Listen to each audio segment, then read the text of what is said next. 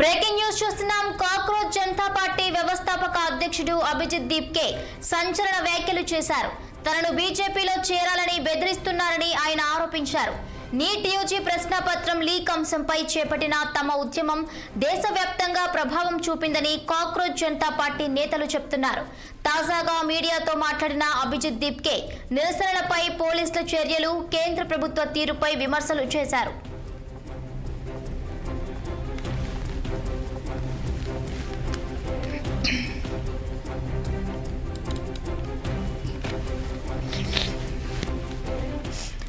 Cockroach Janata party వ్యవస్థాపక అధ్యక్షుడు అభిజిత్ దీప్కే సంచలన వ్యాఖ్యలు చేశారు. తనను బీజేపీలో చేరాలని బెదిరిస్తున్నారంటూ కూడా ఆయన ఆరోపించారు. ఇదే అంశానికి సంబంధించి పూర్తి అప్డేట్స్ మా స్పెషల్ కరెస్పాండెంట్ కృష్ణహరి అందిస్తారు. కృష్ణహరి. కొద్దిసేపు క్రితం బీజేపీ వ్యవస్థాపక అధ్యక్షులు ఎవరైతున్నారో అభిజిత్ దీప్కే సంచలన వ్యాఖ్యలు చేసిన సందర్భంగా అనిపిస్తోంది. అయితే బీజేపీ పార్టీ నుంచి ఆయన పర్టికులర్ గా ఈ పేరు కూడా తీసుకున్నారు. బీజేపీ పార్టీ నుంచి తనకు బెదిరింపులు వస్తున్నాయి, తనకి ప్రాణాపాయం ఉంది అంటూ ఆయన కొన్ని వ్యాఖ్యలు చేశారు. అంతేకాకుండా మరికొంతమంది తనకి కాల్ చేసి ఆ భారతీయ జనతా పార్టీలో చేరాలి, లేకపోతే భవిష్యత్తు ఉండదు అనే కోణంలో హెచ్చరికలు జారీ చేస్తున్నట్టు కూడా కొన్ని అన్నోన్ కాల్స్ వస్తున్నాయని కూడా ఆయన కొంచెం ప్రకటించడం జరిగింది. ఈ వ్యాఖ్యలు దేశవ్యాప్తంగా సంచలనం చెప్తున్న పరిస్థితి కనిపిస్తుంది. ఒక రకంగా చూస్తే బీజేపీ అధ్యక్షుడు అది 3 నెలల క్రితం వచ్చిన పార్టీ, అది సోషల్ మీడియాలోనే చలామణి అవుతున్న పార్టీ. ఇంత క్షేత్రస్థాయి ఇంతవరకు ఎక్కడ కూడా కార్యాచరణ కానీ ఎటువంటి అనుబంధ సంస్థలు కానీ లేని పార్టీ. సో అయినప్పటికీ కూడా భారతీయ జనతా పార్టీ నుంచి ఆ పార్టీ అభిజిత్ దీప్కేకి బెదిరింపు కాల్స్ వెళ్తున్నాయంటే ఇది ఆలోచించాల్సిన విషయమే. నిజంగా తనకి అపరిచిత వ్యక్తులు ఫోన్ చేసి బెదిరిస్తున్నారా, లేకపోతే ఈ నీట్ పరీక్ష జంతర్ మంతర్ దగ్గర ఉద్యమం, ఆ తర్వాత విద్యాశాఖ మంత్రి ధర్మేంద్ర రాజీనామా, ఆ తర్వాత జరిగిన పరిణామాల నేపథ్యంలో మళ్ళీ వార్తల్లో ఉండేందుకే ఇలాంటి ప్రశ్న విడుదల చేశారా, వ్యాఖ్యలు చేశారా అనే అంశం పట్ల కూడా క్లారిటీ రావాల్సి ఉంది. మొత్తానికైతే ఆయన ఎవరైతే భారతీయ జనతా పార్టీ నుంచి తనకి ఫోన్ కాల్స్ వస్తున్నాయి, తనని బెదిరించేందుకు కూడా కొన్ని కుట్ర జరుగుతోంది, తనకు ప్రాణాపాయ ప్రమాదం ఉంది అనే అంశాలను కూడా ఆయన చెప్పుకొస్తున్నారంటే నిజంగా ఏం జరుగుతోంది? బీజేపీ పార్టీ పట్ల ఆయా కేంద్రంలో అధికారంలో భారతీయ జనతా పార్టీ ఏ విధంగా వ్యవహరిస్తుంది, ఎలాంటి కార్యాచరణతో ముందుకు వెళ్తోంది, కాస్త గందరగోళం నెలకొన్న పరిస్థితి అయితే కనిపిస్తుంది. ఇక్కడ ఇంకొక విషయం గమనించాల్సింది ఏంటంటే బీజేపీ చేస్తున్న ఉద్యమానికి భారతీయ జనతా పార్టీ తలంచింది, ఒక రకంగా వెనకడుగు వేసింది.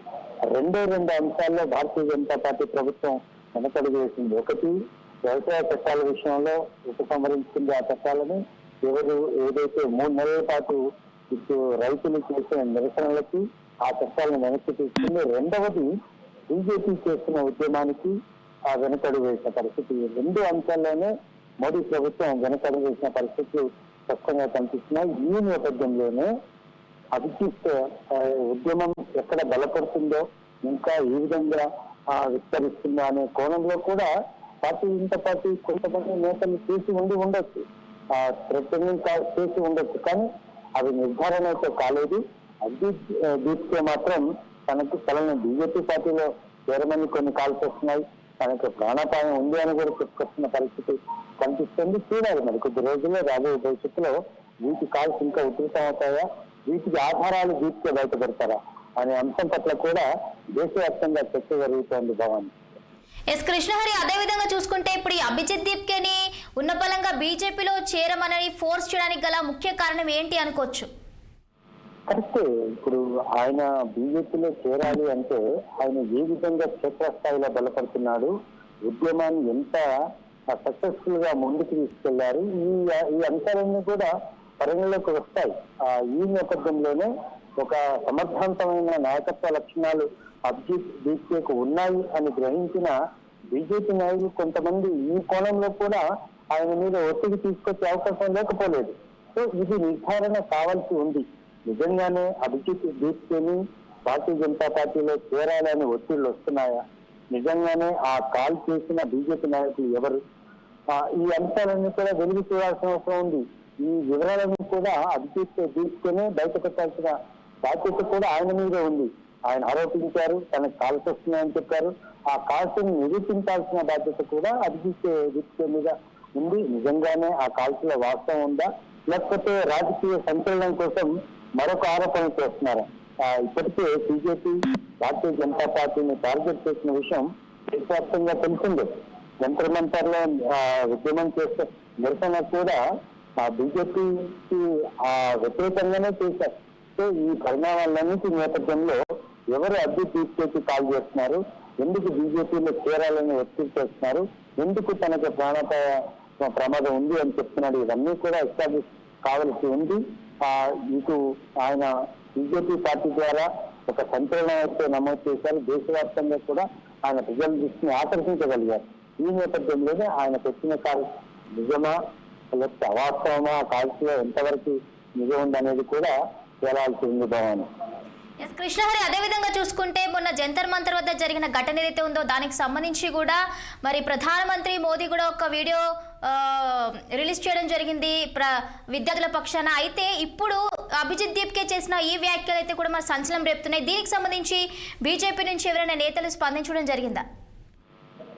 భవాని, ఇంతవరకు బీజేపీ నాయకులు ఎవరు కూడా ఈ వ్యాఖ్యల మీద స్పందించలేదు.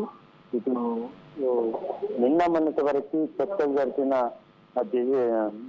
జితేంద్ర సింగ్ గాని అట్లాగే నడ్డా గాని ఎవరు కూడా ఈయన వ్యాఖ్యలని ఇంతవరకు కూడా పరిగణలోకి తీసుకున్న దాఖలాలు అయితే ఎక్కడా కనపడడం లేదు. మొదట అయితే నిర్ధారించుకోవాలి, అభిజిత్ దీప్కేకి ఫోన్ చేసిన ఆ బీజేపీ నాయకులు ఎవరు, ఎందుకు ఫోన్ చేయాల్సి వచ్చింది, అధిష్టానం ఆదేశాల మేరకు కాల్ చేశారా, లేకపోతే ఆయనను బెదిరించి ఉద్యమాన్ని ఆ తీవ్రతను తగ్గించే కోణంలో ఇలాంటి కాల్స్ వెళ్ళాయా, ఈ అంశాన్ని కూడా నిర్ధారణ కావలసి ఉంది. నిజంగానే మీరు అడిగినట్లు ఇదే ఉద్యమం పట్ల జంతర్ మంతర్లు బీజేపీ చేస్తున్న నిరసన పట్ల మోడీ కూడా కొన్ని రీల్స్ విడుదల చేశారు. అంటే ప్రధానమంత్రిని కూడా ఈ ఉద్యమం కదిలించి ఆయన కూడా ట్వీట్ చేసిన పరిస్థితి, ట్వీట్ చేసే పరిస్థితి, అట్లాగే ఒక వీడియోని విడుదల చేసిన పరిస్థితి. ఇప్పుడు ఆ స్థాయిలో స్పందన ఉంటుందంటే చెప్పలేం. కొంతమంది నిజంగానే ఆయనను బెదిరించారు, ఆయనను బీజేపీలో చేరమన్నారు. ఎవరు ఆ చేరమన్న నాయకుడు ఎవరు, ఇవన్నీ కూడా నిర్ధారణ కావాల్సి ఉంది. నిజంగా మీరు అడిగినట్లు ప్రధానమంత్రి దీని మీద స్పందిస్తారా, మిగతా బీజేపీ నాయకులు ఎవరైనా స్పందించారంటే ఇంతవరకు కూడా అలాంటి దాఖలాలు అయితే ఏమీ కనపడడం లేదు. ఇంకా ఈ విషయం పట్ల లోతుగా విచారణ జరగాల్సి ఉంది. ఎవరు ఆ అభిజిత్ దీప్కేకి కాల్ చేశారు అనే అంశం నిర్ధారణ అయితే గనక అప్పుడు బీజేపీ నాయకులు బయటకు వచ్చి వివరణ ఇచ్చే అవకాశం ఉంటుంది. నిజంగానే పలానా నాయకుడు పలానా సందర్భంలో అభిజిత్ దీప్కేని ఫోన్ ద్వారా సంప్రదించారు, ఈ ప్రతిపాదన తీసుకొచ్చారని చెప్పే అవకాశం ఉంది. లేకపోతే దీన్ని కొట్టిపారేసే అభిజిత్ రాజకీయ సంచలనం కోసం వ్యాఖ్యలు చేశారు, ఇలాంటి ప్రతిపాదన ఇలాంటి సంచలన ఆరోపణలు చేశారు భారతీయ జనతా పార్టీ పైన కొట్టిపారేసే అవకాశం కూడా లేకపోలేదు. Right, okay. Thank you, Krishna Hari. Thank you for the updates.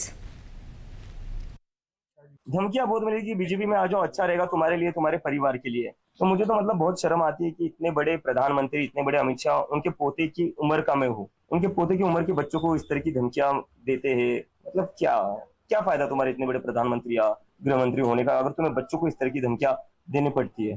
Kangana Ranaut की बात जनरेशन आप पूरी खराब कर रहे हैं, जेनजी जनरेशन आप पूरी खराब कर रहे हैं, उनका कल्चर बिगाड़ रहे हैं आंदोलन के माध्यम से। अगर डेमोक्रेसी के लिए लड़ना संस्कृति खराब करना है, अगर सरकार से सवाल करना संस्कृति को खराब करना है, अगर अपने फ्यूचर के लिए लड़ना संस्कृति को खराब करना है, और अगर अपनी पढ़ाई के लिए लड़ना संस्कृति को खराब करना है, तो हम संस्कृति खराब कर रहे हैं। और मैं कहना चाहूंगा बाबा रामदेव जी से कि सर, पतंजलि के जो पोल्ट्री प्रोडक्ट्स बन रहे हैं ना, वो जो खराब हो रहा है पहले उस पर ध्यान दीजिए। उस पर तो सुप्रीम कोर्ट भी बोल रही है उनको बैन कर दो। वो जो आपकी खराब प्रोडक्ट्स है पहले उस पर ध्यान दीजिए आप। संसद में कल जो है राहुल गांधी ने डिमांड की अमित शाह जी का इस्तीफा, किसके कहने पे गोलियां चलाई गई उसका जवाब मांग रहे थे, आप क्या कहेंगे? मुझे लगता है इसका आंसर तो बहुत ही क्लियर है। अमित शाह जी के कहने पर ही गोलियां चली हुई। दिल्ली पुलिस जो रिपोर्ट करती है वो अमित शाह जी को ही करती है, और अगर अमित शाह जी को इसका पता नहीं होगा तो फिर तो होम मिनिस्टर का फेलियर है। लेकिन वही बीजेपी की ओर से बयान आ रहा है कि किसी तरीके की गोलियां चलाई नहीं गई प्रोटेस्ट। पैलेट गन्स चलाई गई है, लोग अंधे हुए हैं। पैलेट गन्स मैंने खुद देखी चलाते हुए, हॉस्पिटल में क्रिटिकल थे वो पेशेंट्स। और गोलियां क्या नहीं चली? बिहार में क्या हुआ है? AK-47 किसने चलाई? किसकी सरकार है वहां पर? मतलब देश के बच्चों के ऊपर तुम AK-47 चला रहे हो। टाइम था इस देश में